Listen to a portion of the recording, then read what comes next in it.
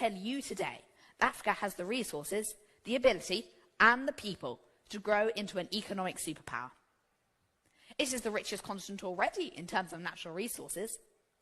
30% of the world's cobalt, diamonds, gold, and iron are in Africa. Africa also has huge wealth in oil. Nigeria produces more than 2.5 million barrels of oil per day. On the global market, one barrel is worth around $52. You can do the maths, but you get the idea. Nigeria's oil is worth a lot. Africa already has a booming pharmaceutical industry, and huge progress is being made in fighting back against disease and infections in African countries. More and more African children are going back into school and are being provided with education and improving hygiene practices, which help with stopping the spread of disease. Africa is ideally located for global dominance in trade, with close trading connections to Europe, the Middle East, and Asia. The east coast of Africa has access to the Indian Ocean, which, with the ongoing rise of the Chinese and Indian economies, could become the new centre of global trade. And unlike many countries in the West, including Britain, Africa is not saddled with debt. The British debt is 87% of the British GDP, while the African debt is only 9% of their GDP.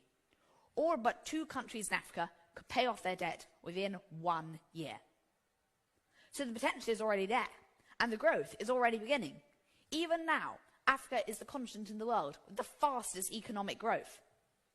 The GDP per capita of sub-Saharan Africa is expected to rise by 800% from 2020 to 2050. Anyone who doubts that Africa can make quick economic progress like this should look at the economic history of the US. In 1977, the US economy was the same size as the African economy is today. And since then, the American economy has grown by a massive $18.419 trillion. And with Africa having more natural resources than the US, its progress in the next 40 years could be even more spectacular. So if you're someone here today who thinks that Africa will never catch up with the rest of the world, I want to say that you will be proved wrong.